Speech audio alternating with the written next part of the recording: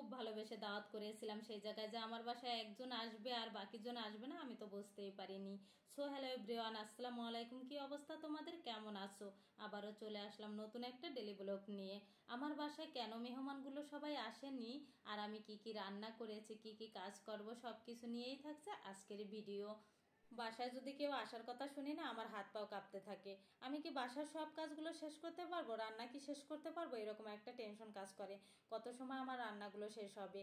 যাই হোক, বক বক তো অনেক করলাম, এখন তো রান্না করতে হবে তাই না। এই তো গরুর গোশটা আমি বসাই দিছি, পাশের চুলায় ভাতটাও বসাই দিছি। গরুর গোশটা এই চুলা কষিয়ে পাশের চুলায় বসাই দিব, আর এই চুলায় আমি খাসির গোশ রান্না করে নিব। খাসির গোশের জন্য পেঁয়াজ দিছি, সব ধরনের মশলাগুলো দিয়ে তারপরে এখন আমি কষিয়ে এই চুলায় আমি খাসির গোশটা রান্না করব। আর এদিকে পাশের চুলা আমার গরুর গোশটাও হইতেছে, আর আমি 2-3 বার পানি দিয়ে মশলাটা ভালো মতো কষিয়ে নিব। আগে ছেলে মেয়েগুলো না খাসির গোশত তেমন একটা পছন্দ করতো না, বলতো কি না মা খাসির গোশে গন্ধ করে, এটা আর খাওয়া যাবে না। গরুর গোশত খুব মজা করে খাইতো, মাঝে সাঝে মুরগির গোশটাও খেত, কিন্তু গরুর গোশটা বেশি মজা করে খাবে এরকম। এখন দেখি খাসির গোশটা এরা খুব পছন্দ করে। আমি রান্না করলাম রোস্ট, মাছ, গরুর গোশত, তারপরে এই যে কি বলে খাসির গোশত, এগুলো সব রান্না করার পরে বলতেছিল যে আমাকে খাসির গোশই দাও। খাসির গোশটা পাশের চুলায় দিয়ে এই চুলায় আবার একটু দুধ বসাই দিলাম। দুধটা বসানোর সাথে সাথে দেখলাম ফেটে গেছে, আবার 3 কেজি দুধ নিয়ে আসছি। রোস্ট করতে হবে আর একটু পায়েস রান্না করব। রোস্টের মাংসটা আমি সবগুলো মশলা দিয়ে আর হয়েছে টক দই দিয়ে মাখিয়ে নিতেছি। এটা মাখিয়ে সাইড করে রেখে তারপর মাছগুলো এখন ভাজবো। আর এই মাছগুলো আমি ভাবছিলাম যে চাষ করা কিনা গন্ধ করবে, তারপর দেখলাম না, ছোট হইলে কি হয়েছে, খেতে কিন্তু খারাপ লাগে নাই। রোস্টের মাংসগুলো ভাজতে যাওয়ার সময় দেখতেছিলাম যে তেলগুলো ছিটতেছে, তখন ঢাকনাটা সামনে ধরে তারপরে আমি ভাজতেছিলাম। অনেক কথাই তো বললাম, মেহমানগুলো কেন আসে না সেটাই বলবো। আমি একটা আঙ্কেলের ফ্যামিলি দাওয়াত দিয়েছিলাম তাদের বাসার সবাইকে, পরে আঙ্কেল একা আসছে, বাসার আর কেউ আসে নাই।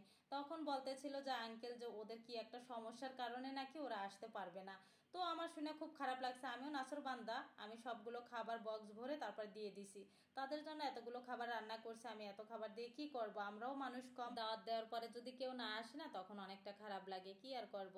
যাই হোক, এখন আমার রোস্টটাও রান্না করা প্রায় হয়ে আসছে। একটু আলু বখরা, কাঁচামরিচ, একটু চিনি আর ঘি, এগুলো সব কিছু দিয়ে আমি এখন কিছুক্ষণ রান্না করে নামাই ফেলবো। আর এটা যখন রান্না করতেছিলাম কালারটা দেখতে যেই সুন্দর ছিল, আমার খুব ভালো লাগছিল, খেতেও কিন্তু দারুণ হয়েছিল। পাশের চুলায় 2 কেজি দুধ দিয়ে পায়েস বসাই দিছি, আর 1 কেজি দুধ দিয়ে রোস্টটা রান্না করতেছি। আমার জামাই 3 কেজি দুধ নিয়ে আসছিল, ওই দুধগুলো ফেটে গেছে, আমি আবার বাসার দারোয়ানকে দিয়ে আবারও 3 কেজি দুধ নিয়ে আসছি। রান্না শেষ করতে প্রায় 3:30 বেজে গেছে। আমি গোসল করতে গেছি, এর মধ্যে দেখি আঙ্কেল চলে আসছে। আমি তো ভাবছিলাম এর আগেই আসবে, যাই হোক অনেকটা লেট করেই আসছে। ওনার বাসাটা অনেক দূরে, এর জন্য আসতে দেরি হয়ে গেছে।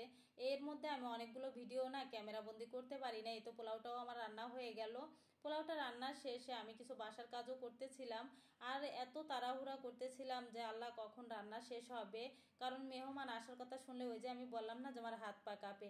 এর মধ্যে ভাবলাম একটু ছোট মাছ চচ্চড়ি করি, তো কাসকি মাছ একটু আলু দিয়ে সব ধরনের মশলা দিয়ে হাতে মাখিয়ে একটু কাসকি মাছ চচ্চড়ি করে নিলাম। আর এই মাছটা ভাবছিলাম যে আঙ্কেল হয়তো পছন্দ করবে না, দেখলাম যে খুব পছন্দ করেই খেলো। তবে ওনার একটা সমস্যা হয়েছে কি জানেন ভাইয়েরা আপুরা, সে একটু ঝাল কম খায়, আর আমার ঝালটা আমাদের পরিমাণে দিচ্ছি। আঙ্কেল যাওয়ার পরে আমি বাসার কিছু সন্ধ্যার পরে কাজ করে নিলাম, আর সন্ধ্যার পরে আমার বাসার অনেকগুলো কাজ করে নেই। এই গাছটা দেখলাম জানালার সাথে রাখতে গিয়ে ভালো লাগছে না, পরে এই কোনায় রাখলাম, দেখলাম যে এই জায়গায় ভালো লাগতেছিল। আর বাসায় এটুক এটুক করে সবকিছু গুছগাছ করে নিতেছিলাম। অনেকদিন হলো বাসার থেকে বের হওয়া হয় না, বাসার অনেক কিছু কেনা বাকি ছিল, ভাবলাম মেয়েকে নিয়ে আজকে বের হয়ে যায়। এই তো এখন আমি বোরখাটা পরে নিব, তারপর আমি বাইরে গিয়ে যা যা কেনার থাকে ওগুলো কিনে নিয়ে আসব। আর আমার জামাইকে বলছিলাম যাওয়ার কথা, জামাই তো যাবে না। যাই হোক আমি একাই যাই মেয়েকে নিয়ে, আর কি করব। বাইরে যাওয়ার সময় মনে করে কি যে বোরখাটা পরবো আর চলে যাব, বেশি সময় লাগবে না। আসলে গুছিয়ে বের হইতে গেলে দেখি যে অনেকটা সময় লেগে যায়, তারপরও একটা একটা করতে করতে এই তো হয়ে গেছে, কিছুক্ষণেই বের হয়ে যাব। আর বাইরে গিয়ে আমি ভিডিও করতে পারিনি, বাসায় এসে কি কিনে নিয়ে আসলাম ওইটা আপনাদের সাথে শেয়ার করতেছি। এই তো কি কি কিনে নিয়ে আসলাম, এই ভিডিওটা আমার অনেকদিন আগেই করা ছিল, ভিডিওটা আপলোড করতে পারি নাই ব্যস্ততার কারণে। রাত বেশি হয়ে যায়, আমার আরো কিছু কেনার বাকি ছিল, কিনতে পারি নাই, এগুলো কিনেই চলে আসছি। আর কি করবো, আর একদিন যাওয়া যাবে, সেদিন গিয়ে বাকি কিছু কিনে নিয়ে আসবো। বাসায় সারাদিন কাজ করে তারপর আবার বাইরে গিয়ে কেনাকাটা করা আসলে খুব কষ্ট হয়ে গেছে আমার। আমি আর আজকে ভিডিওটা বড় করব না। আমার ভিডিওটা যদি ভালো লাগে লাইক কমেন্ট শেয়ার করে পাশে থাকবেন। আসসালামু আলাইকুম, সবাই ভালো থাকবেন, আল্লাহ হাফেজ।